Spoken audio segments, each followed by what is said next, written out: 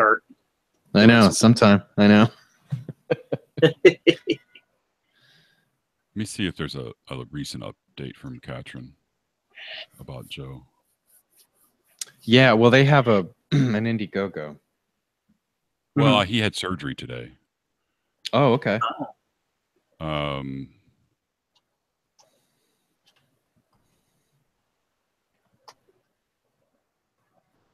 Hopefully that went well. She said it did. I'm reading the thing just now. Good. Should we put that as a lead at the top? I guess it's... Yeah, that's big. Yeah, go ahead and put that at the top. Let me, I'm trying to find a post where she actually gave me... I mean, you have the link to the GoFundMe, right? She also gave me a PayPal email address, because there was some people who were having problems with GoFundMe actually taking their money. So there is a PayPal address, but I don't think we'll put that in the... No, well, if somebody has questions, about it, then we can... Here it is. Somebody else. It's an abscess. It was an abscess. It's not cancer. Oh, that's good. An abscess cyst, however, no cancer. They're keeping Joe under sedation for the night so he can rest. Antibiotics, follow up a CT scan, maybe some more drainage or in his immediate future. And then a huge thank you to everyone who kept him in the thoughts and prayers, everyone who helped us keep the hospital bills at bay. You guys are the best. That's fantastic news. Let's not use the word drainage, I think. You said it, not me. I know. No, I don't mean... I mean on the air. Let's not describe it as drainage. So I guess we'll say...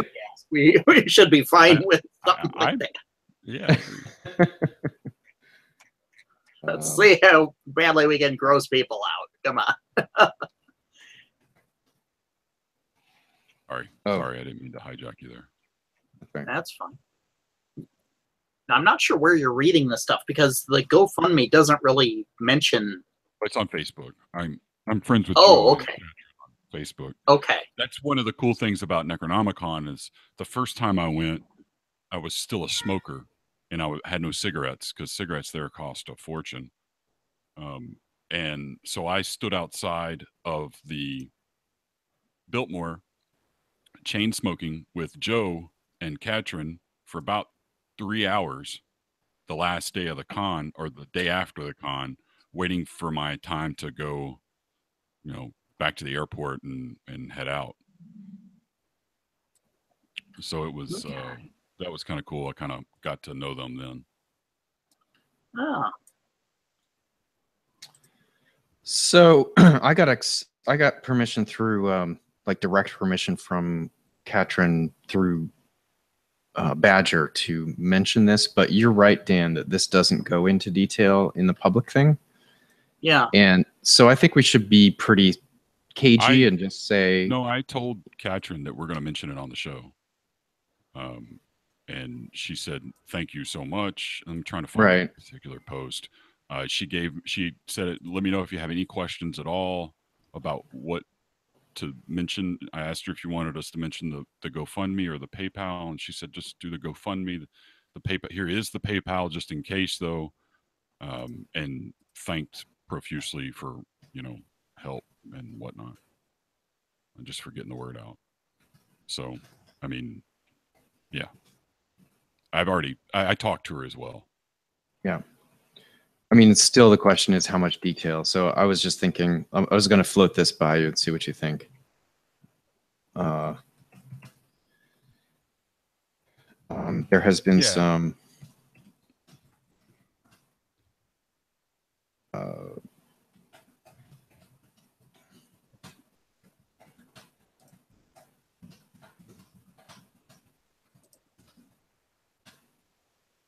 as feared.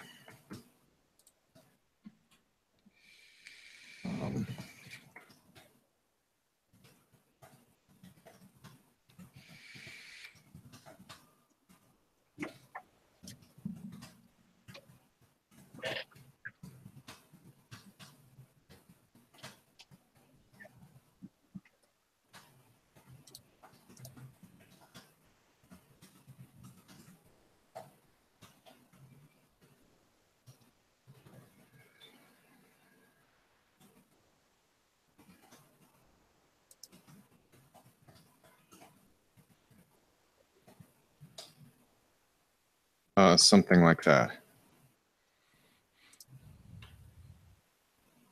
Why don't we change during recovery to something about bills? Maybe it sounds weird. He and his wife could use a boost if you've got something to donate during recovery. Maybe that doesn't sound weird now that I say it out loud. Or to donate while he's out of commission, or to help with. Yeah, to help while he recovers or while in recovery. Yeah, that's fine. That'll work. I'm fine with that. And we don't have to actually mention this here. I just put this in here so we had for reference. Yeah, for reference. Well, let's say that the thank you is nice. Why don't we say Katrin says thank you.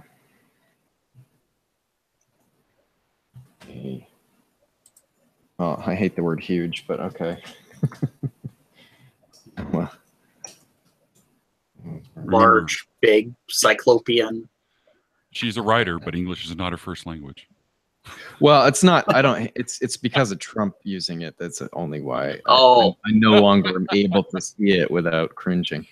Katrin says a huge thank you to those in the community who have helped to defray. Yeah. first. There's another one here too. If you want to. I mean, it's right. What? Oh, I see what you're doing. I'm an idiot. Don't pay attention to me. Yeah, I just was summarizing, but yeah. Well, we could say that whole thing. I don't care. No, it's fine. I like yours. It's all good. Okay. All right, let's do this shit. Yep. Yeah, I figured since it's probably going to be something fairly minimal, I just left the things blank for you guys with the intro. Sure. If you want to throw something in, go right ahead. But all right. Hello and welcome to the Miskatonic University Podcast, episode 129. This is the podcast dedicated to Call of Cthulhu and other horror and Lovecraft-related role-playing games. I'm Keeper Dan. I'm Keeper Chad. And I'm Keeper Murph. And this week we just haven't... I'm sorry. Something needed to go there. It's just so weird. You're naked. I know, it's strange. I feel naked and afraid.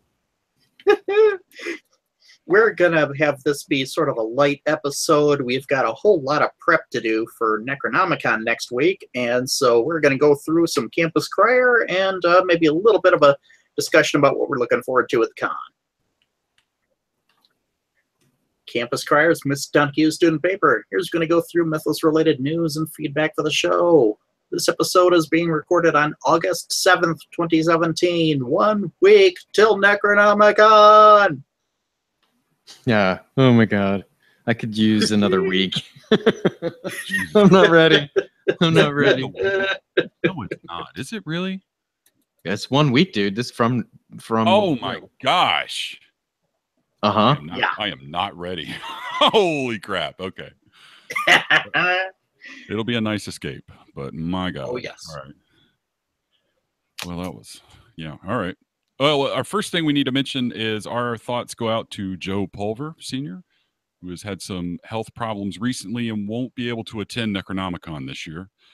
They've had some pretty good news on that front. It's not as serious as previously feared, but he's still out of commish, and he and his wife could use a boost if you've got something to donate to help while he's in recovery. Katrin also mentioned a huge thank you to those in the community who have helped defray some of the medical bills they've already incurred. So our thoughts and love go out to Joe. Hope you get better, buddy. Yeah, indeed. Just sad we won't see you at Necronomicon. That's I know he's become a staple figure there now. For sure. Yeah. Yep, and there is a GoFundMe page that the link for will be in the show notes.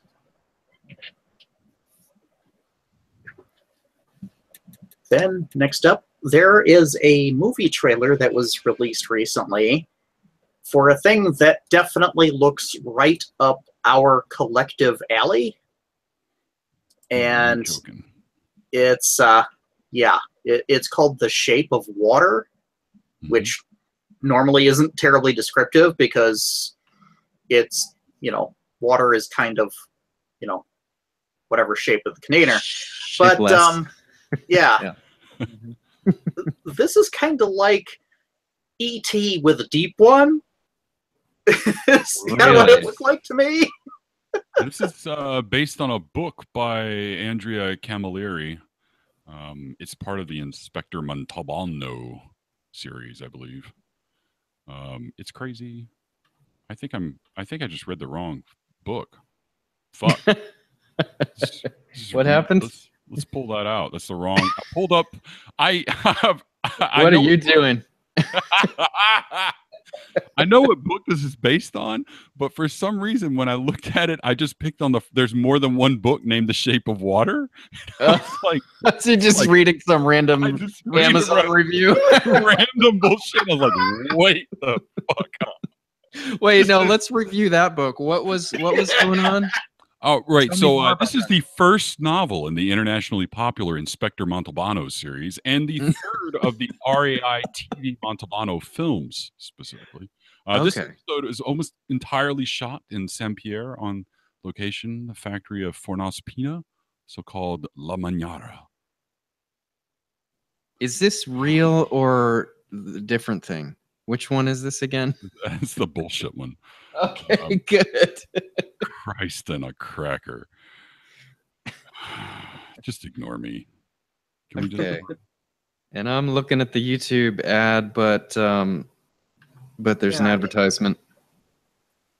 Basically, what we've got going here is that a woman who can't speak works at a facility as a cleaning person, that she kind of begins to communicate and befriend a creature that they are studying, which is essentially a deep one, aquatic. Yeah, it's a deep one. It's one of the.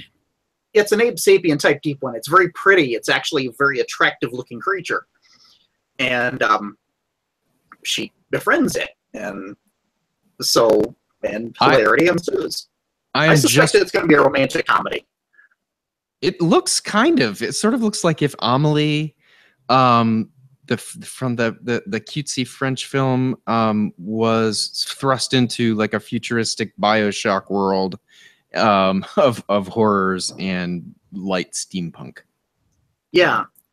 I'm looking forward. It's Guillermo del Toro, so I mean, Yeah, I'm looking forward to this. I realized I just didn't register. I have seen a trailer, and I'm more excited about this than any other film this year. It looks fantastic. It looks amazing. Absolutely. Really yeah. This is going to be very, very cool. And do we have a release date? I don't see that on this, so I'm not sure when this is actually released. Theaters December 8th.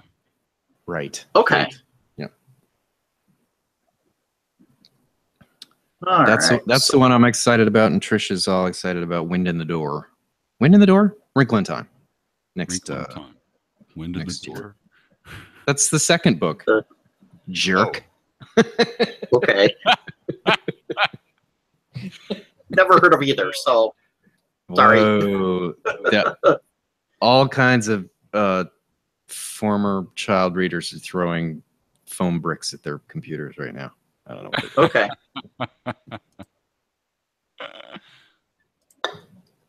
Anyway. I didn't start reading for entertainment until like way past that general range. Gotcha. And so yeah, I do not know most of the young reader stuff that was around that should have been for my range. Gotcha. I have no idea what Darker Trails is, so someone else has to talk about that. Yeah, so Chaosium, now let me get my facts straight. Let me get the Factinator up, and when I say Factinator, I mean YSDC. Down Darker Trails, this is the thing that's been in the pipeline for a long time. It's one of those sort of like Masks, the Companion, Masked Companion, or Pulp Cthulhu. It's just one of those projects you hear about, but it has been, let me use the word languishing for a long time. Kevin Ross, this is Old West Cthulhu. And Kevin Ross has been working on this thing forever, and others. And it is now, if I'm not mistaken, getting released on PDF. Yeah, according to this, it's out now. Yeah, you can get it now. Yeah. But what I want to get straight is when they're releasing print, because I think it might be in conjunction with these two cons next week. I am very suspicious that we will see this in print at Necronomicon in some form or fashion. You're right. Somebody else was saying that too. There's no chance. I seem to remember there's no chance that that's going to happen, and there's no indication. Chance. No indication. So that's not happening. No. Damn. Dang it. But people are pretty excited about it, and you can look at the PDF. It's coming out soon. $22 for a PDF. $23. And you get a coupon for the hardcover version later. Yeah. So you get a discount on the hardcover later, which is nice. I like it when companies do that. Well, and when you buy if I'm not mistaken, when you buy the hardcover, when it does come out, you get a PDF. Right? Yeah. Yep. That's right. Yep. That's bits and mortar. That's the way they're doing it now. Yeah. Yep. So this is, I'm super excited to play it. This is another thing, sort of like Pulp Cthulhu, that I'm not drawn to run it, but when you play it, that's when you become inspired to run things. But I'm looking forward to checking this out. Yeah.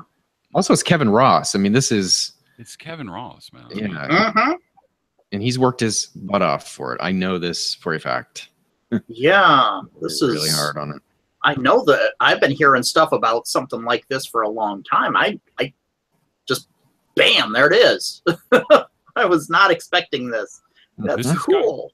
This is Kevin Ross, and it's got Keith Herber and Scott David Anilowski. I mean, it's... Yeah, that's the thing. It's been so long. I mean, Keith Herber, I remember, Oh, it's got Herber stuff in it. It's Herber on the cover. It's such a haunting, haunting to see that. It is. It's freaky.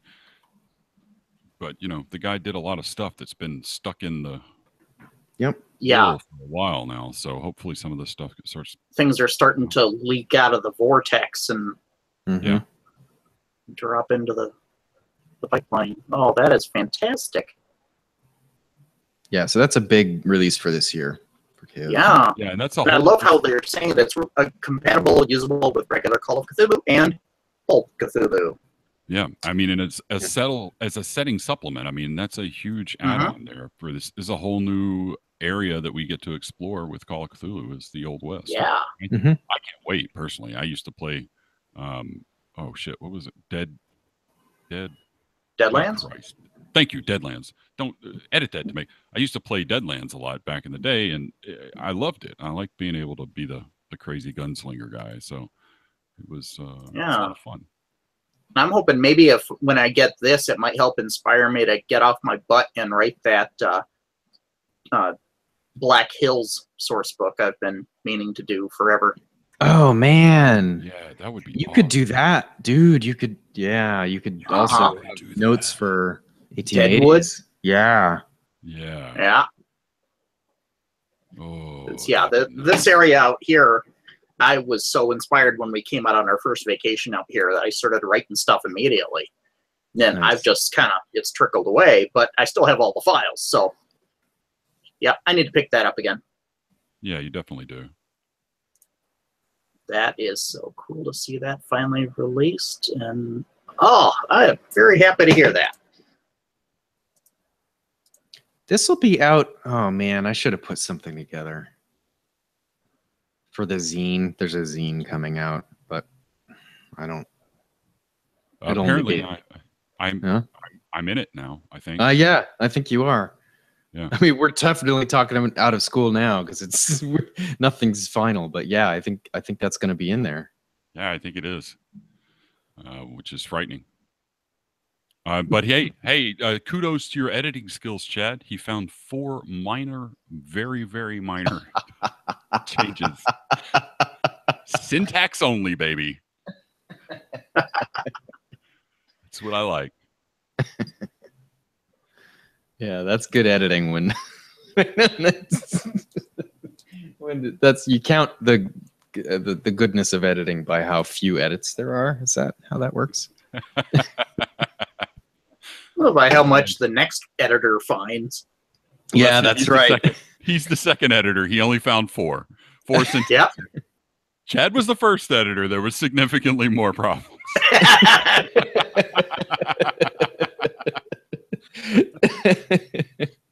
But we worked through those. We did. Yeah. It's actually a totally different article, but anyway. It's not even yeah.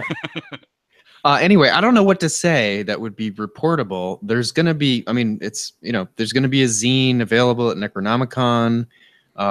There's kind of Skype of Cthulhu and other folks who are interested in contributing have put this thing together, and it's going to be part of the Extra Life situation, fundraising thing. I don't even know if we've talked about that yet. We haven't. We probably should. We should during our What Are We Doing at Necronomicon? Yeah, we'll do that later. Yeah. All right. Well, let's talk about the zine at the same time. Sorry. All right. Yeah. So up next, we have Call of Cthulhu's got a Kickstarter. Well, sorry. Type 40 has a Kickstarter up for a Call of Cthulhu leather document wallet. It's basically a giant wallet. You put your book in, but it looks awesome. I don't. Is it really for the book? I thought it was for handouts. No, it's for the book, I do believe. Okay. Yeah, it holds the book, and then it has little pockets up front for like pen and handouts and stuff. Okay. So it's basically it's a Mythos Trapper Keeper. Yes, with the Chaosium label on it and an embossed elder sign on the front. Yeah, the Chaosium elder sign, and there's also a little notepad booklet with the elder sign on a leather cover that is for game notes. So it's an old investigator's notepad. You can get the leaf elder sign on it as well.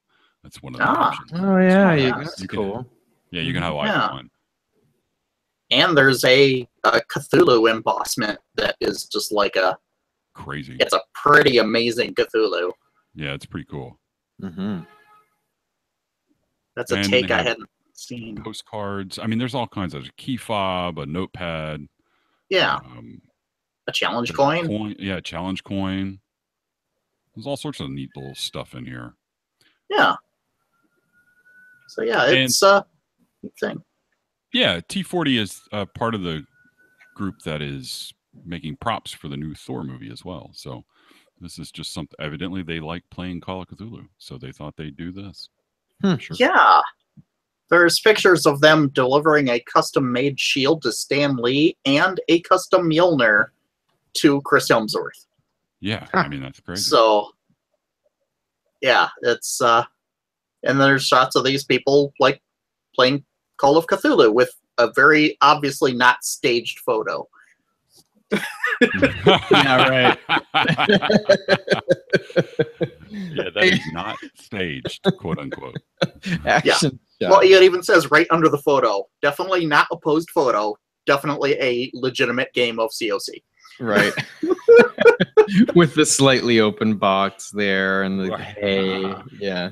Product placement galore. Yeah. And they're wearing shirts of some kind. I don't know what. They're wearing Letterman jackets. They're in. But they're Miskatonic University ones, I do believe. Okay. They have the patch on there. It's one of the patches. I can't tell from this resolution, but it's one of them. It looks pretty neat. But unfortunately, it's in. The cool thing is, the bad thing for people in everywhere but Australia is that they are in Australia. So on this is going to suck. Estimated shipping costs for the US and the EU are $50. It's slightly less. It's $20 in Australia. That's $50 Australian, which I don't know my conversion rates anymore, but I imagine that's probably maybe that's actually not too bad. I don't remember how strong the Australian dollar is. But It's a neat looking thing. What the heck is going on here? If they have 5,700 500, and I just watched this thing click up. Did you just buy something, Murph? No, I did not, dude. I'm not spending Dan, money. did you just buy something? No. Okay. Well, as I was watching it ticked up, 42 backers and $5,000, $6,000. So what the hell? We're talking about like tens of dollars as an entry point here. There is a 79-cent entry point because it's a $1 Australian, which is a digital copy to of get all the the updates. artwork. No, it's which artwork actually that might not be a bad thing because the artwork's really nice. I'm saying the math isn't working out. 42 backers and $6,000. There's a lot of little I mean, there's probably some who bought a lot. There's some really expensive ones on here, bro. All right. Look, there's a pledge of $452. You get 3 of these things. Somebody's bought that. There's one for 793 of them. Nobody's bought that one yet, but that gives you an embossed wallet. Boats, okay. All right. Kinds of There's crazy 10 backers at the $200 level. So yeah. Okay. Yeah. All right. They've got stuff. They got people buying this stuff at quantity. It looks like so. It looks like it's going to succeed. Honestly, they're only about $1,500 away from their goal, and they've got 28 days to go. I think they'll make it. Yeah. Oh yeah. And it's beautiful work. So yeah, I'm looking forward to seeing how this comes out. Looks really cool. Then next up, there was we'll mention that there's a TV show from AMC coming called The Ballad of Black Tom. Oh, I can't wait. Yeah, this is a Victor Lavelle novella that's been converted into a TV series about sorcery and skullduggery in the Jazz Age New York. Yeah, looks really cool. Yeah, apparently it starts off fairly mundane and it just starts getting weirder and weirder and weirder. And I guess there's a whole lot of mythosy feel that pops up. I mean, there's tentacles on the cover. Yeah, there are tentacles on the cover. One of the guys with the show, the main character on the show is called Charles Thomas Tester, and in a quote from the Siffy article that I'm looking at, they say, "In a way, Tester reminds me of Joseph Kerwin from Lovecraft's The Curious Case of Charles Dexter Ward. He used an Necronomicon to bring unholy destruction to everything from his bloodline to the local graveyard." So, I mean, they're making straight up Lovecraftian ties in the release document from Sci-Fi. So, I mean, it's pretty impressive. Not to miss the point, but why would it be pronounced Siffy? Because sci-fi isn't spelled like that. Yeah. Okay. You missed that. You don't remember the name change 6-7 years ago now? No. Really? Yeah, they changed it from Sci-Fi. The channel rebranded, so then they could actually have things branded as Sci-Fi. Right. And it would not be the generic term. But nobody liked it because it was SYFY. I didn't know about this. So everybody called it Siffy because that's how it's. Yep. So man. I just say Siffy now. Oh, it's going to be on Siffy later. Yep. That is hilarious. I did totally miss that. I don't know when did that happen? Like 6 years ago.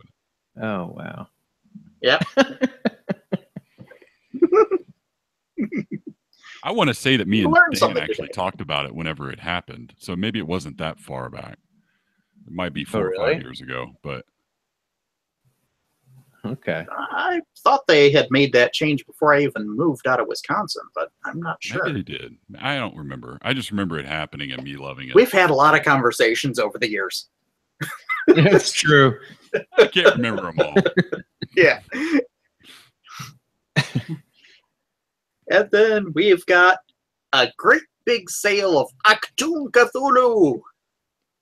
So cool. Yeah. The lovely people at Modifius have basically put the majority of their Achtung Cthulhu stuff on sale. Yeah, it is. So you can get the Keeper's Guide to the Secret War instead of £27.99 pounds. it's now $14.99. So these are significant. Yeah, $37 US to $20 US. Yeah. Well, are we burying the lead? Did somebody? Where's the living campaign news? Are we getting to that? I don't know. Okay, that's cool. The link that you shared in that email was to this page with the sales. Oh, damn it. Is this current? Yeah. The sale? Yeah. All right, right now. cool. Looking at it. Hey, there's a sale on. Sweet. That's awesome. Buy all the Octon Cthulhu things. But also, wait, there's more. Oh my God, man. They're doing the whole point. Well, I mean, it's great they're having a sale, but the whole point is that that they're doing a Cthulhu Living campaign. They've launched this campaign for their setting, and it's free to join, and they're promising that over the next few months, they're unfolding sinister plots across occupied territory, and your group's actions could have a direct result on the course of the secret war. And they're looking for game masters, and they're gonna let's see, you can sign up to the Octon Cthulhu Living campaign by visiting a link we'll have in the show notes. Yep. And then they're also saying that they're having a sale. How did we mess that up? It was me. It's totally me. Because the link supplied was for the sale. So Eddie Poe, let's see, was it Eddie Poe? Somebody, I better not name names. Somebody on the Slack thing put out that there's this living campaign, and everyone was like, well, what does this mean? What could it be? And so I thought it would be a good news item, but I think the link he sent must have been just to the sale. Is there something about the... I was trying to find something about over on the far left on there, it says, get a free adventure, Light on the Mountain, by signing up for a living campaign. That's it. It's just a little bit of text. Yeah, it's that. Yeah, I have that link in the show notes now, but I don't see anything else. Like, I'm going to go look at their blog real quick and see if I can find something. Well, it's also on YSDC, and it's pretty well spelled out. Okay, good. So let's put that into, let me just get the link for that. That was funny. I was tripping. I was like, wait a minute, is there something more amazing than the living campaign? I think I've found the... I have yet to really understand living campaigns, because it just seems like such a logistical impossibility to actually do something that they would describe. Well, let's be clear. Because there's not a lot of information here. So a living campaign versus what Chaosium was doing with Time to Harvest, is that not the same thing? I think it is. From what I understood was that the living campaign thing, like you said, it affects the overall, all the people who play the scenarios send back what their game was of the previous scenario, and then that gets worked into the writing of further ones. That's what I thought too. Sort of like Vampire. They didn't change anything based on gameplay. They just were releasing it a chapter at a time. Right. Which is organized play, maybe, is it called? Yeah, that's probably what that would be more defined as. I think we're probably getting a lot of people shouting at their televisions right now about how we're wrong in our definitions. But that's probably not the least bit new either, so that's okay. They can yell at their refrigerators if they like to. We should have we should market like special MU, things to throw at your television. Oh, that's a good idea. Like little kitschy things that they can are disposable, so they can just trash them at will whenever they get mad at us. Like a foam rendition of Murph's beard. Oh, there you go. Or I'm down for that. Yeah. Yeah, we can look into marketing some sort of thing like that. That could be fun. Mm-hmm. And like we are wrong often enough that it would actually warrant such a market. Yeah, it would get, and the cool thing is people would have to buy new ones because it get worn out from all the throwing. Mm-hmm. Yeah. Yeah. Or they get lost. Yep. Guys, I Yeah. have got to take a break. Oh, what fluid? What's the fluid? I'm not telling you. I'll be back in a minute.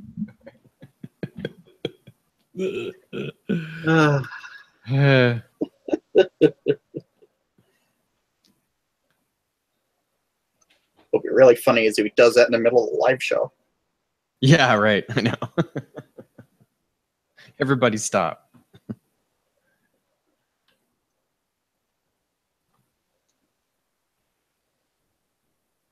Oh man, I'm freaking out a little bit because I feel like I have so much to do.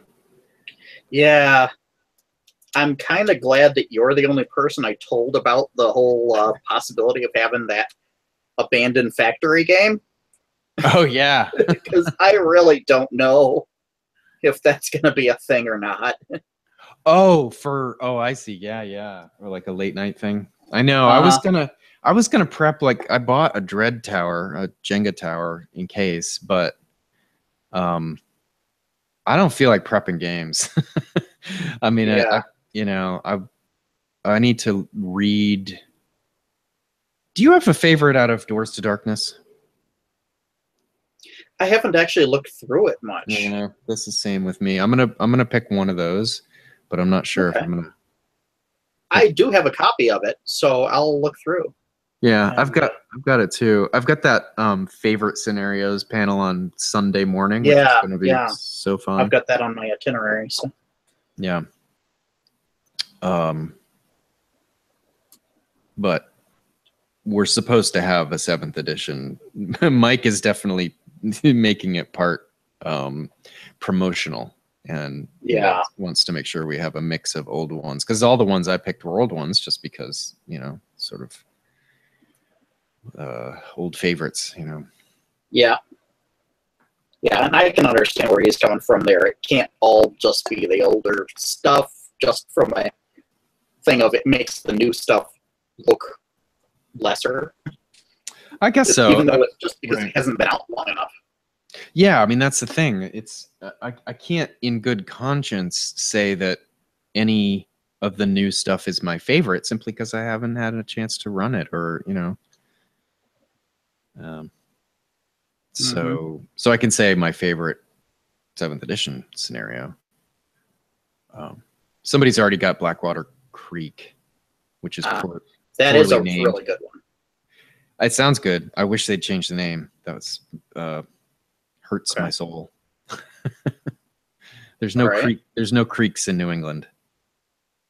Oh, they're all streams. They're all streams. So that was, well, just a little like, oh, this person has never been to New England, kind of red flag. But it sounds like it's a good. Does that one? That one doesn't end up in a store, does it? I don't think so. Okay. No, I don't recall anything about a store being in that particular one. Maybe it's Deadlights. Yes, Deadlights is a gas station. Yeah. And I did run that for somebody. I don't remember if you were there or not. Or I wasn't. I ran it in a Skype game for several people as a demo for it. Oh, cool. So, yeah, I ran a playtest. What did you think of that one? I enjoyed it. I liked the creature because it was something really different. And because it was kind of like, imagine a color from outer space, but it was more of a trapped in the embodiment of more like a will-o'-the-wisp sort of thing. Nice. And I'm back, by the way. Hello. Okay. So yeah, that was a very cool one. Yeah, Deadlight might be something good to look at, because it's a. I would, but somebody's picked it, so like. Oh, okay, yeah. Right, and it's like Fricker and, there's people who know the 7th edition stuff really well, scenarios really well. So they picked all their favorites already, and I was like, okay, I guess I'll look at Doors to Darkness. Have you read Doors to Darkness, Murph? Much? I've read, well, I have the release that they did at Necronomicon last time, 2 years ago. Yeah, I know that. So I don't know how much has changed between it and the other, but yeah, I've read the majority of it. What do you have a favorite? I can't recall the names of anything in it right now. Yeah, I have to pick one. You can always look at the scenarios at the end of Pulp Cthulhu. I like the I like the one by Salmons in. That's my right now. That's the front runner. Yeah, that's at the a good end. one. Yeah, it's more combat heavy than I'm like maybe would. Yeah, you would think, but it sounds dark and it's got the whole drug thing. Yeah, it's a good one. I like that one. I guess if I had to choose one from that book, I would choose that one. Well, okay, that's a vote for it. All right. Anyway, sorry. No, that's fine. I apologize. I had to go. No problem. You have to drain out your fluids occasionally. That's fine. All right. Sitting here and you just get that cold sweat all of a sudden. You're like, oh shit!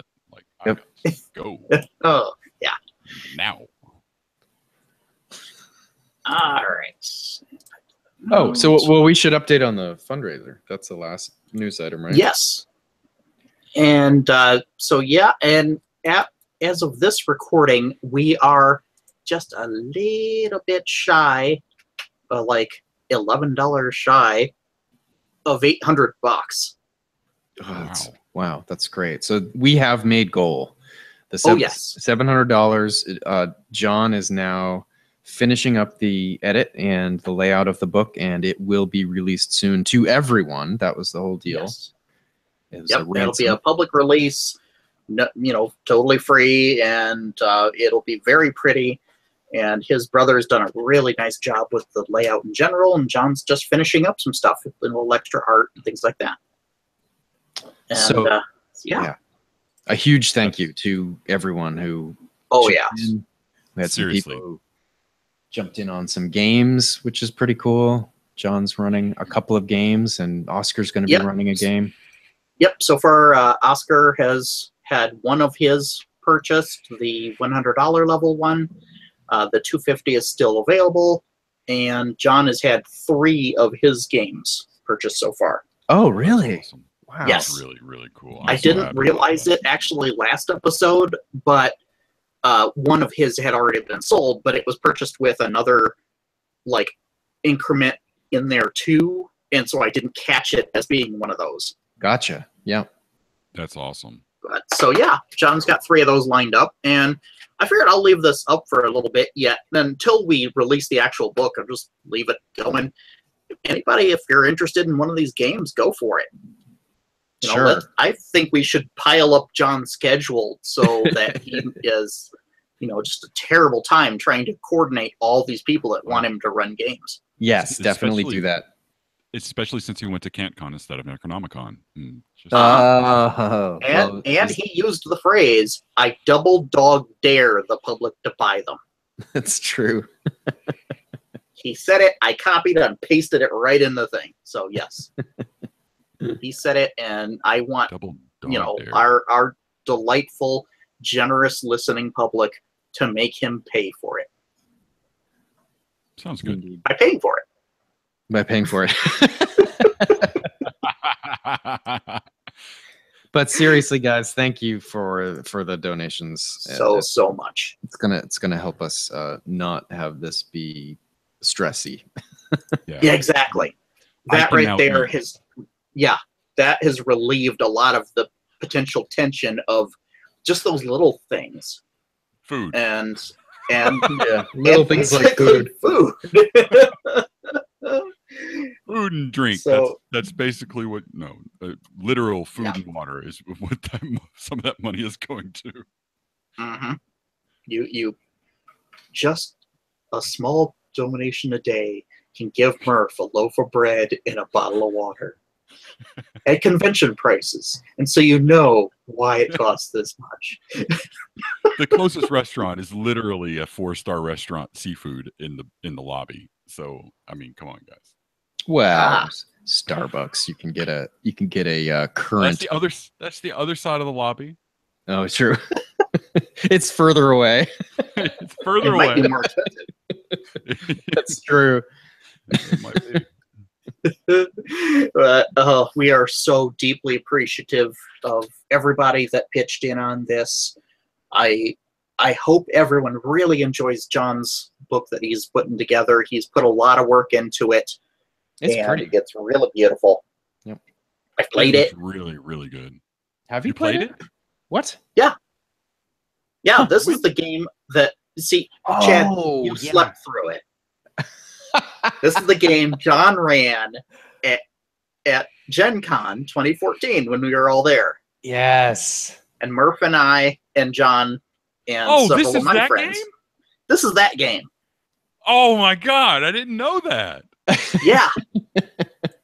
So the first night one. Right. Yeah. Yep. Yeah. I had I have no idea what he ran after that because I had to go. But yeah, that's this game that he's releasing now. So he's had this thing on. Yeah, he's had this thing in the hopper for a long time and just never released it. And this was a good reason to finally finish it. So that's what this was called. Yeah. I think maybe Corey gave out some other kinds of copies before, right? At a con? Might have. Yeah, there was something. I think that there was that in the little chat book that we did once for Gen Con? Wasn't it Gen Con? I don't even remember. The little brochure thing we had folded up? Yeah, it might have been. Purple? Yep. I think it might have been in there. I don't remember.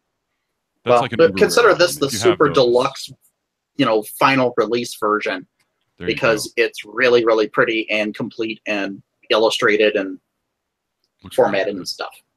Yeah, looks nice. So on this episode, we have a card catalog to go over. Yes. This is our dear illustrious friend Graham has once again delivered the goods, and we have theoldfoodie.com, which is awesome. And basically, this it's is food. I'm sorry. Go ahead. Sorry. Hangout's fucking with me. I apologize. Go ahead. Well, I am done. I don't want to talk anymore. I am sorry. I will pick it up now. Thank you. Okay. It is time for Murph to talk. It is time for me to talk. So basically, this is a food history website where you get a story about food history and a recipe every weekday of the year. And that's a lot of recipes. That's a lot of recipes, man. It doesn't look like it's been updated a whole hell of a lot this year. But you know what? There's a whole lot of back catalog. Yeah. I mean, a lot. This goes back to 2005. Yeah. I mean, and we're talking boy. 300, on average, 250, 260 entries per year up until this year. Up until last year, really. They kind of slacked off. But, I mean, we're talking some serious recipes here. Crazy stuff. Yeah. And, like, whole menus for things. So, a little bit of searching would probably provide a keeper with something to present for a specific setting that would be authentic and really fit. Here we go. Potatoes for breakfast, dinner, supper. World War I era. Or how about feminine food? Food that looks pretty from 1934. Feminine food. Oh. It might not be PC, but it is there. This person is the author of several books, including Pie, A Global History, which was just preceding Soup, A Global History. Okay. Yeah. Oh, man, this book, though, Menus from History, that looks cool. Here's one that was posted back in February. This was a menu for a dinner with Victor Hugo in 1872. It's pretty neat. I don't know what else to say. It's a Parisian dinner with Victor Hugo. There's everything all the way down to the wine list. It's pretty neat, man. Yeah, I think this is actually a really good resource. I mean, for anybody who's ever listened to a live play of the Innsmouth House players, you know that planning the meals is one of the most important aspects of a Call of Cthulhu game. Yeah. And this right here could be a real saving grace for a keeper. At least with that group. There's I don't know how to get into it, but you know the front page of this thing, the Ceylon dinner, 1875. Are you seeing that? Mm-hmm. Look at the menu of the bill of fare. There's something weird going on here. It's the look at the translation on the right. So you have hors d'oeuvre, overworked horse. Chablis is a stable liquor. Yeah. Pottage or pottage torture lié or tortured lie. Roman punch and poisons. Poisson means fish, and they translate it as poisons. Salmon Balsamard is someone saucy whore with turban and a marlin spike.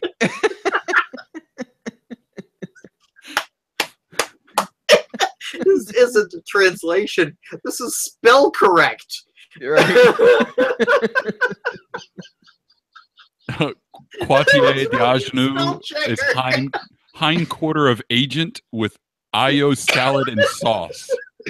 Riddle and woe of picked clean and skinned planters. Ramen comes into the garden, not of age. Oh, this is a good one. This is a nice menu item. Raw peasants. Somehow we have Buddha glazed and fried. I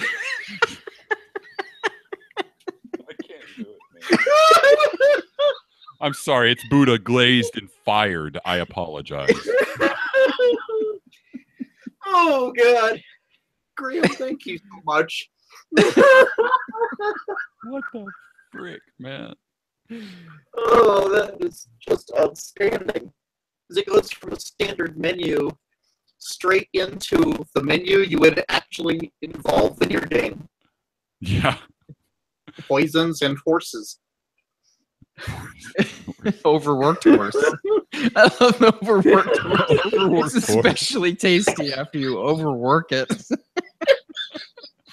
I like my horse a bit tender. Stringy and tough. Oh my God. Oh. I can't do it. It's just outstanding. That's what you get when you go to a dinner with Cylons. Yeah. Wow. Cylons. Jesus Christ. That was hallucinogenic. It is Ceylon, just saying. But Cylon is better. That's where the Cylons are from. Exactly. Oh my God. Okay. And since we're not going to be too long on this, I'm just going to leave the Zencaster going. Yeah, it's easier recording everybody. So sure, yeah. Yeah, we've had longer criers. Unless Murph wants to relieve himself again. Oh, I'm good. Thanks, Chad. I'm glad I didn't need to go because that would have done me in. Yeah. I'm glad I went ahead of time or I'd have squirted. Yeah. Ew. Oh, I just realized the camera was on. You idiots got to see me. My laughing fit. Oh, I missed it. I've been watching them. That's why I'm looking over here in the corner because you're on the side of my double monitors. So I've been watching Jolly Old Dan over here. Like an overworked horse. Give it some poison. It's going to be okay. Yeah. Raw peasant. Raw peasant. I'm down with the Buddha glazed and fired, though. Yeah. Sure. Good marbling in there. Okay. Yeah, for our short main topic here, we're just going to talk a little bit about our Necronomicon plans, hopes, and dreams so that way we can discuss later how they either were satisfied and came to fruition or burned pitifully. Yeah, let's talk about. Should we just let's just jump into it. Yeah, let's do the Zine first. So there's a Zine coming out. Okay. I don't know why it's not. I mean, it's called a magazine, and I don't know why we call it a Zine, but I know people do it. I've always called it zine, but I don't know. Since I've always ever just seen it written out. Right. It's one of those weird things that some people pronounced it in a way that you're like, huh. I mean, it's an I with an E at the end, so it's a long I. It makes it Zine. I'm sorry. Okay. Well, there's also the whole Patreon thing, so. Oh, it's Patreon. It's Patreon. Yeah, because it's short for patron. It's derived from patron. But I mean, it actually pronounces. But then you wind up in a fight with Ken Hite. Nobody wins that. Oh, is he all about that? Yeah, that was a thing. That was, oh, okay. Yeah, he's about the Patreon. So yeah, it's it basically becomes untenable whenever you have Ken Hite in an opposite corner. Yeah, right. Yeah, I'm not. He'll nerd trope you right in the face. So, should we just talk? Oh, you want to talk about this zine? Yeah, talk about this magazine thing that you guys are involved with. Right. So there a little group of people got together and decided to put together just kind of a gaming zine, an actual physical zine, like you saddle stitched, 8.5 by 11 piece of paper, folded, old school. It's and so this thing kind of came together fast. A lot of these people are people who met at Necronomicon and the extended circles and last time, and it is called Hypergraphia, and I forget how many pages it is. I have no facts in front of me. There are a bunch of articles. There's some articles we got the nod from Graham Walmsley to use Cthulhu Dark stuff. Yeah. Mm-hmm. And so there's some 1851 stuff from the setting that he just put out with Cthulhu Dark, but it's kind of agnostic. Like I think there's not a single bit of mechanics in the zine. It's just a lot of adventure hooks. I think it's most heavy on scenario hooks. Got stuff from got an article about clowns and how you can use clowns called clownophobia. God, I'm butchering this thing. Yeah, you are, man. It's not clownophobia. Yeah, there's a proper word. I don't remember what it is off the top of my head. Yeah. Anyway, yeah. So that's going to be released at Necronomicon. It's a limited run. It's also going to be used in part as a... Oh, am I supposed to say this? Maybe I'm not. I don't know.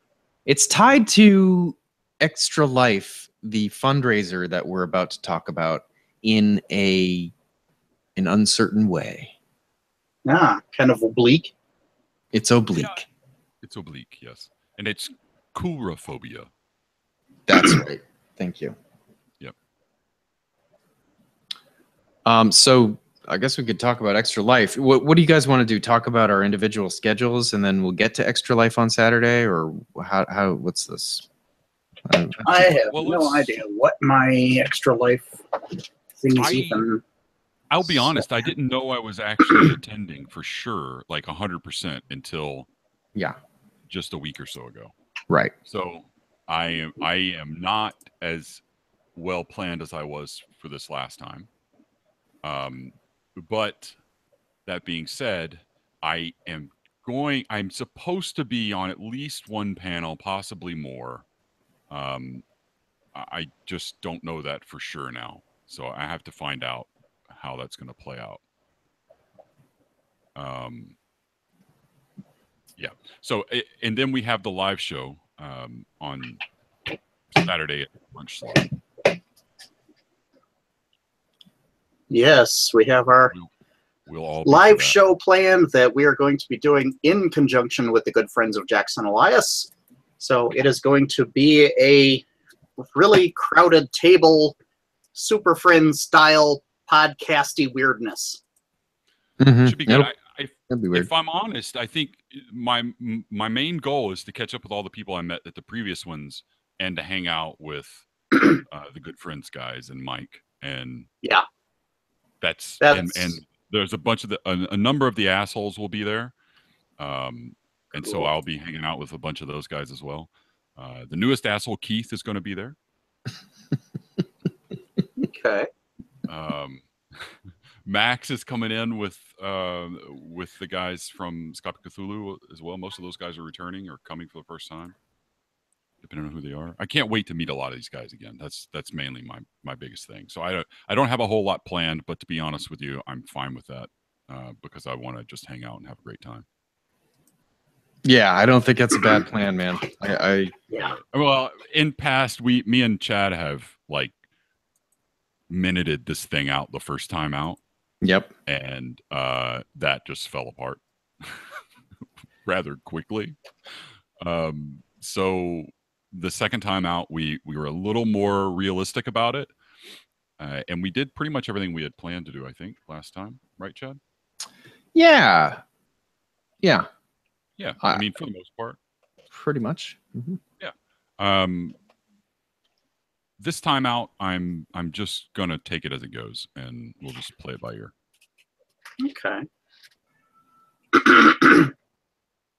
So, Dan, do you have any panels before Saturday?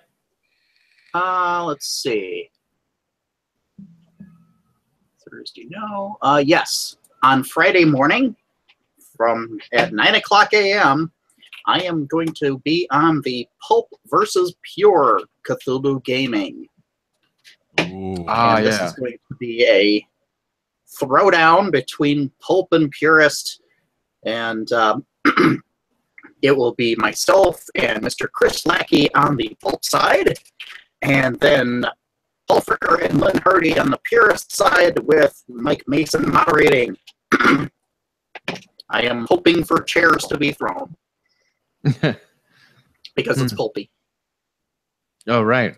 Yeah, right. We talked about this. You're going to make everyone on the purist side faint. Yes, right. Yep. Exactly. Mm-hmm. If it comes to blows, though, I mean, I think you guys are in trouble. Lynn could probably take us all, but yeah. So yes, that's my first panel. That's actually like one of the first panels listed. There's not really much on Thursday. There's art exhibits and stuff like that, but there's no panels.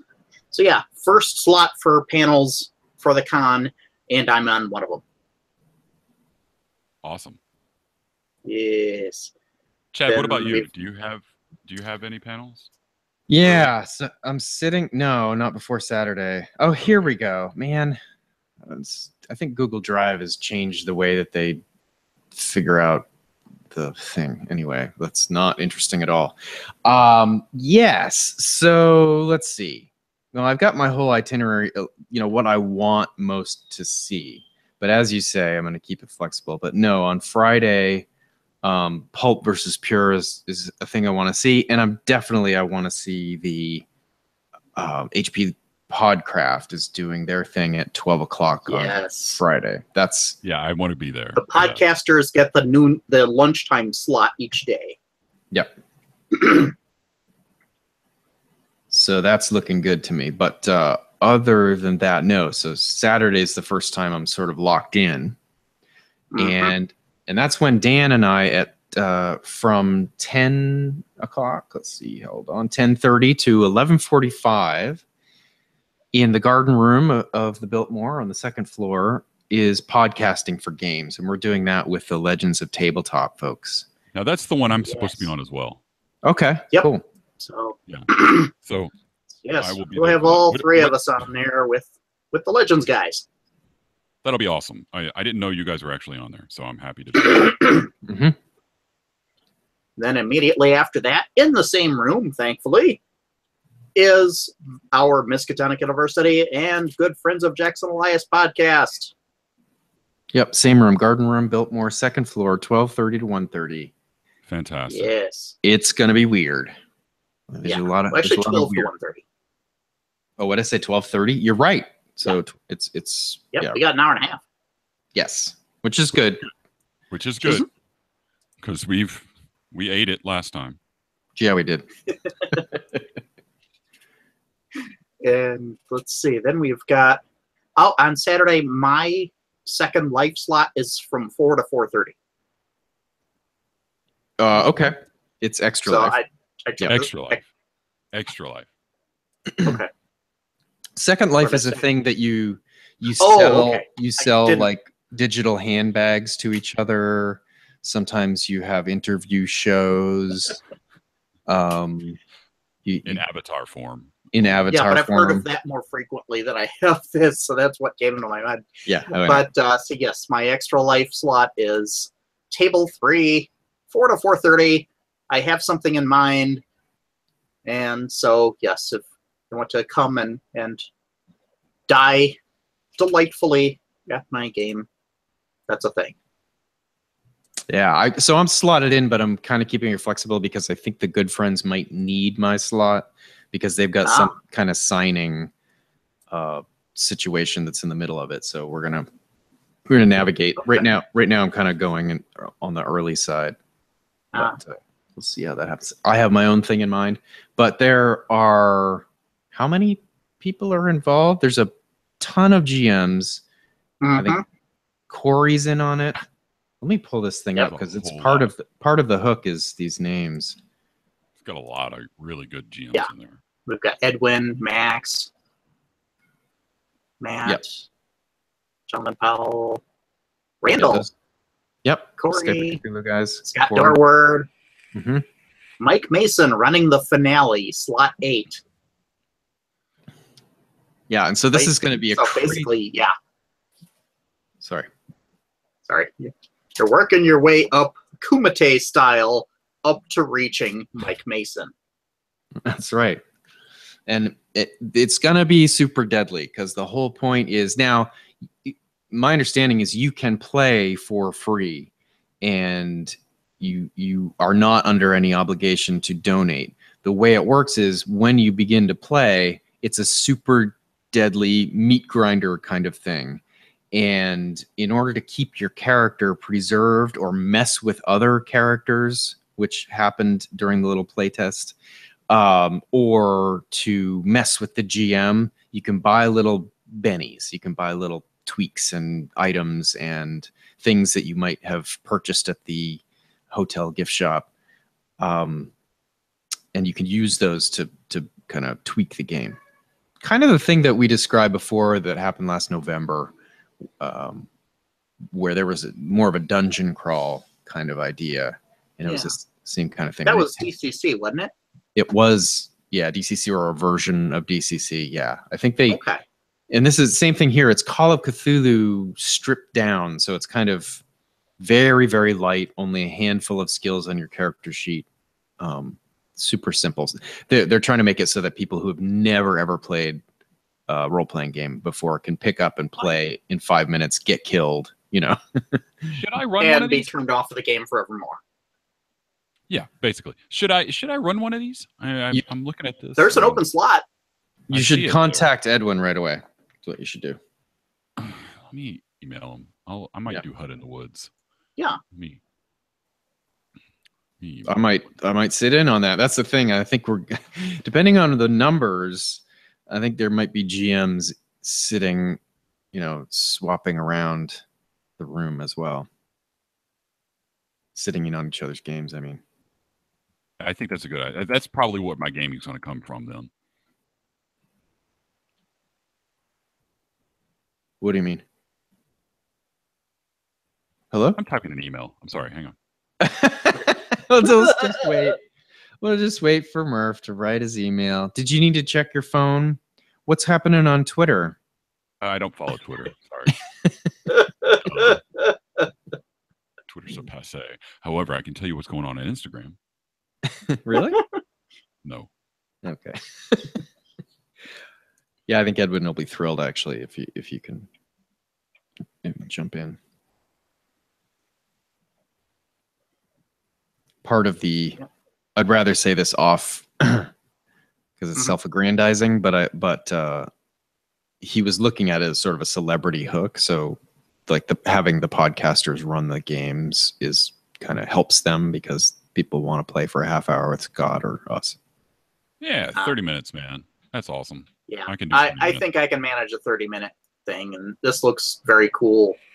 And so, yeah, what the hell? I'm in. It's improvisational therapy for me. Yeah. It's like 30 minutes. I know I can handle it. It's basically running the combat and making it weird and like letting people, throw curveballs at me and just running with it, making it kind of big and silly. So. Yes. And then after that, that'll be an interesting night, I'm sure, Saturday night. And then in the morning, it'll be an interesting morning because at 9 o'clock, I will be at, oh boy, let me pull up my schedule and actually say the room. The Omni 2. Oh, yeah? Yep.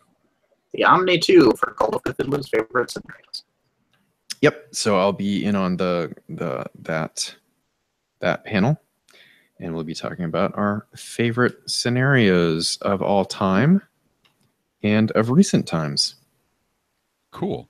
Is the vendors going to be in the Omni again this year, or is it back over at the Biltmore? I don't know. I know what you mean. Yeah, it's. I thought it's probably going to be in the same place, right? I don't know. I thought I had read that it was back at the Biltmore, not at the Omni. But I might be crazy. Yeah, they had only that mezzanine in 2013. Yeah, and that was cramped, man. It was sort of like a little gauntlet that you had to run. Yeah, it really was. And you missed a lot too because you kept getting pushed along through there. Right. But last time was really nice because it was in the big center of the Omni. Omni Hotel. Oh, good. The vendor hall, dubbed the Grand Emporium of Weird, is a standalone show in the Narragansett and Water Place ballrooms at the Omni Hotel. Yeah, that's where it was last year. I think it would be the Narragansett. Yep, Narragansett. Okay. Yeah. Never seen that word before in my life. So that's what we'll have to introduce you to. Some Narragansett. They'll have some Lovecraft beer going. Yep, it's true. I don't drink. It's a beer. Will. You're gonna have it. No. No, you're not. I'm just messing with you. But yeah, Narragansett. It's also an area. It's a Indian word. Yeah, there are many vendors listed, and so that's going to be a lot of fun, including old friend of the show, Joe Browers. I recognize him off the top of the head, page here. So that makes me happy. If you don't know who Nick Glucker is, he is going to be. He's an artist. I follow him on Facebook. I've met him at the show previous times. He has got a special edition of a poster that he's releasing at Necronomicon of the Cats of Ulthar, and it looks fantastic. And that is on my must-buy list. It looks just so stunningly amazing that I have to get it. I'll put a link up to that here as soon as I can find it.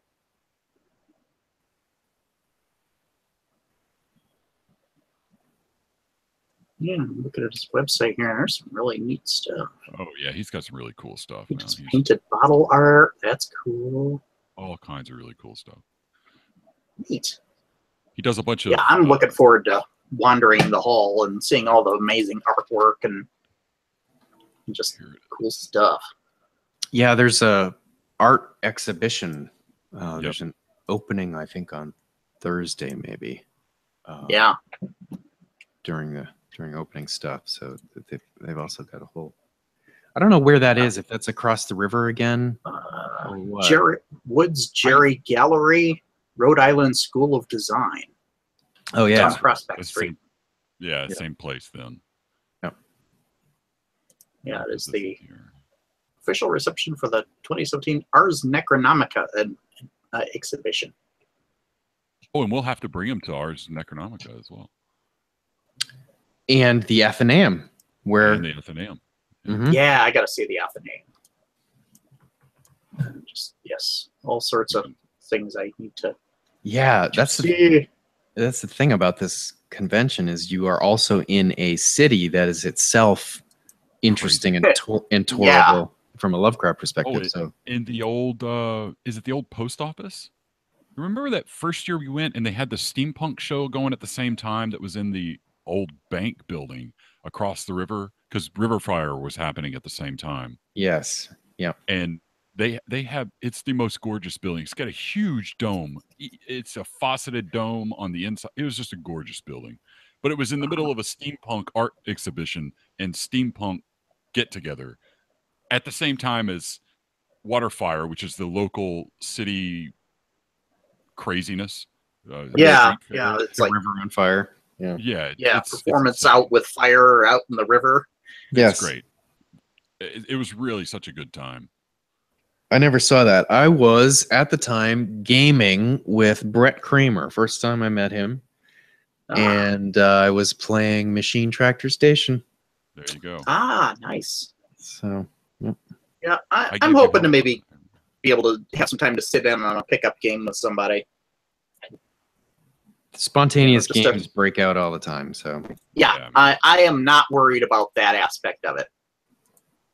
No, I'm pretty confident that a game will not be hard to find if I so choose. Yep. Yeah, one nice thing is with us all getting there on Wednesday, we're going to actually have some time in that afternoon and evening just to explore before stuff really starts happening. Yeah, it won't even be officially open yet, so it'll just be... Yeah. The welcome pre-party is at 6 p.m. to midnight on Wednesday, so we can check that out. But yes, I am just so excited. My first time out that part of the country, and my first time meeting a whole lot of these people that I've been talking to for years. That's the thing. You're gonna have so much fun. Yeah. And I really feel like this time since 2015, I've really gotten to know, I knew the Skype of Cthulhu guys, but since then we've really kept in touch, and now they're close online friends. So it just will, it'll be really great. Special. Yep. And I'm actually good if you guys want to just call it there. Sure. I don't think I can. Can't think of anything else. Yeah, me neither. We could post our schedules in the show notes. I mean, just the public schedules. I don't want to say which panels I plan to attend or whatever. But. Yeah, the stuff that. The stuff we have to attend. And I just forgot. Yeah, I had completely forgotten about the end show. But I still have my task cam going, so I'm just going to. You filthy fuck. Don't do it. What? God. He's talking to his cat. Oh. Didn't know Murph had a cat. I know, right? Okay, sorry. I think the cat vomited somewhere. I'll have to go find it in a second. Let's do in show. Yeah. Okay. You filthy fucker. don't lick your chops at me. Oh, that's what you do, man. You just gotta wait. Just gotta wait it out because it'll disappear. You'll never find it again. Shut the fuck up and let's get this moving so I don't step in it in a second. You won't, because that cat is gonna lick it all up. It's gonna. We want to hear from our listeners. We have lots of different ways you can reach out to us. We want to, yeah. You bastards. We want to hear from our listeners. We have lots of different ways you can reach out to us. For the complete list, check out our show notes. That's where you'll find our email address, which is now mup.feedback@gmail.com, as well as the phone number, the SpeakPipe link, and our forums. Oh, man.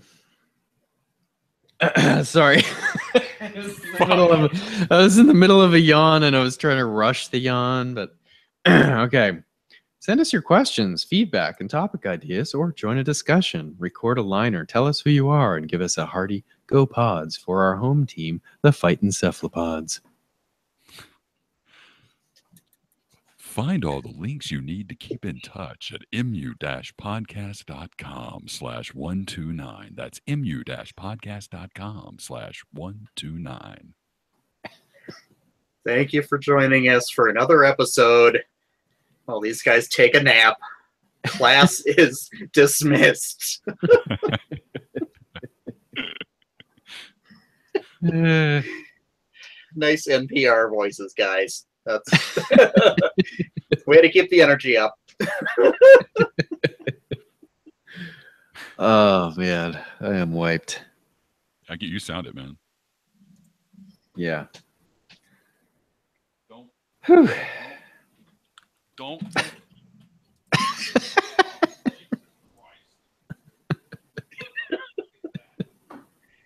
I really had no idea you had a cat. I know. I just recently learned that myself. I think, what's the situation? It's not a long time cat. It's a new cat. Ah. Yeah. Who's testing his boundaries. Yes. That's what they do. And that won't stop.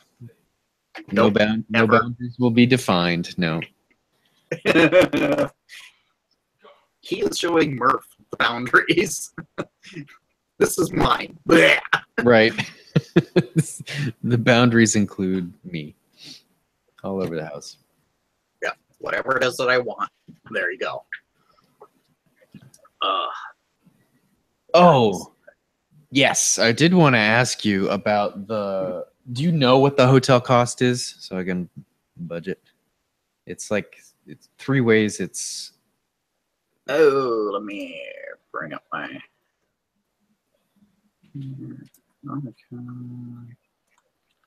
Sorry. It's all right. We're not in a show anymore. Oh, I should stop my recording. Speaking of that. Oh shit, me too. Fuck. Done. All right. Yeah, this fucker. It's like brown, like shit. Like he took a shit on the carpet, but it was just his. I don't know what the fuck it was. It looked vomit. like a turd in vomit. It was fucking. Oh, horrible. it's a cat. It's a cat ball. It's the hairball. No, is it a hairball? It didn't look like a hairball. It looked like a piece of shit in vomit. Sounds like a hairball, but no. Maybe it was a hairball. I don't know. None of my other cats. Maybe I've been lucky, but none of my previous cats ever had hairballs. Oh yeah. So I've never fucking dealt with hairballs. Mm-hmm. This motherfucker. We have to feed ours. It's basically petroleum jelly that's flavored with fish. Nice. Yeah. That is such a pleasant thought. It just sort of lubricates her insides so the hair goes all the way through. It's like eating castor oil on a daily basis. Yeah. Which she would probably do. She would love that. That is so fucking disgusting. So, right. So we get our passes taken care of. That's pretty cool. Yeah, that's awesome. Yeah. Um, I didn't know that being on panels gave you access to the convention. Yeah, have you gotten your pass though? Because you sort of have to bug him for it if. I bought mine. Right. So yeah, I've got my thing. I bought a silver key level. Oh, you don't get a free silver key level. I got a. I've got an old gold pin that I'm gonna be touting because who knows. You're just gonna bring an old one and just like wave it through. Yeah. I'll have the cultist lair. Well, we tested this last time, and basically the press pass lets me go anywhere I fucking want. I went into Cthulhu dinner, the breakfast, sat down. I got bored because I was manic right then, so I got bored and left before I actually ate, but they were going to serve me. I skipped the line as well because there was a huge line to get in there, and I just walked right through like I owned the fucking joint. Nobody questions you. Nobody stops you. It was just fantastic. So that's my goal. It's abuse of power. The abusive power. That's like a tour shirt. Murph Tour 2017, abusive power. Abusive power. Just not abuse of power, but abusive power. That's true. Oh, that's funny. All right, guys. I'll talk to y'all later. I gotta go clean up some cat vomit. Yeah, okay. All right. All right. See you. Yeah. But Dan, I did like what's the nightly for checkout? It gave me like a total for the stay. Okay, that's fine. That's fine. Which is about 800. 800 total. Okay. Yeah. So just whatever. Right. And we're shoring up. We'll be able to shore up Murph's portion with the. Oh yeah, I'm considering that just done. Yep. Cool. And then you'll be able to buy a. We'll be able to buy a. Did we get as far as you buying a? Because there's no plane ticket to buy, so for Murph. Mm-hmm. So that means you should be able to go into Mixer, right? Yeah, very well could. Basically, I was just wanting to talk to you guys about how we want to split it. It's like 300 to each of you, and then I just take whatever's left over. I don't know what. I do see. With that. Okay. Well, we should have Murph on there. The thing. Yeah. I mean, I was thinking, like in that email before, I was thinking first plane ticket, which is now taken care of anyway, for Murph, and then that's what that would have initially done. Yeah. And then stipend for Murph just to food. No, he needs to get from Boston to Providence. Right. Which is like that's only $15, so. Okay. Yeah. I mean, he's saying he needs a ride, but it could be harder to coordinate than just getting a train straight from the airport to Providence. Okay. So that's like $15. Okay. And then his room, we'll just cover his third of the room. Mm-hmm. Anyway, I'm too tired to do this now. Yeah, you're tired. You can go to bed. Sorry. That's okay. All right. But I guess we won't talk beforehand, right? We'll probably talk in person next. Well, wait, we could arrange something to, prep talk. Do we need to? I mean, for coordinating, you'll need to. We need phone contacts. Do I have your phone? I doubt I have your phone number. Oh, I can make sure that that's emailed out to you guys. Okay. That you've got it. And you can get texts, right? It's not a smartphone, but you get texts. Yeah. Oh yes. Yep.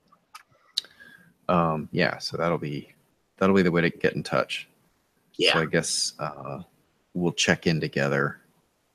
It's not that big the lobby's like, if we're all in the lobby, it would be hard to miss each other. So. Okay. Yeah.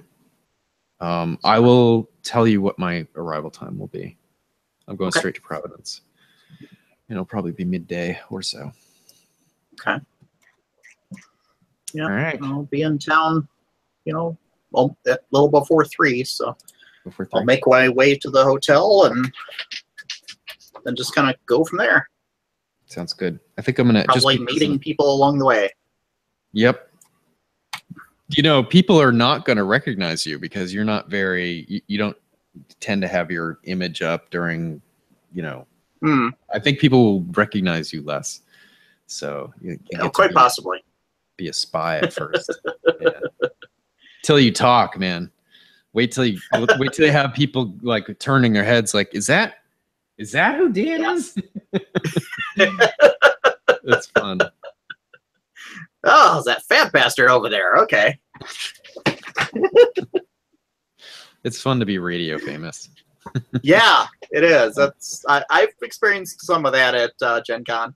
Oh, you must this have. Is gonna be a whole lot more because this is definitely, our people very condensed. Much higher density of listeners. Yeah. Mm-hmm.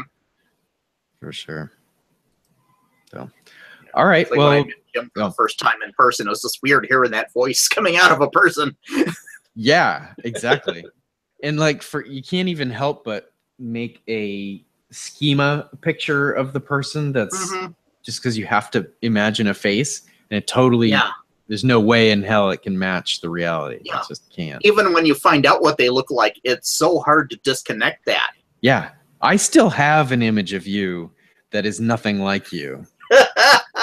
That will sometimes pop up. And I have looked at that avatar on Skype long enough, the cartoon, to sort of like form something between what was in my head and that. So it's just warped. Totally warped. Well. You go to bed. Yeah. All right. Good night. Talk to you soon. See you next week. All right. Yes, I'll see you next week. That's awesome. Bye. All right. Good night. Night.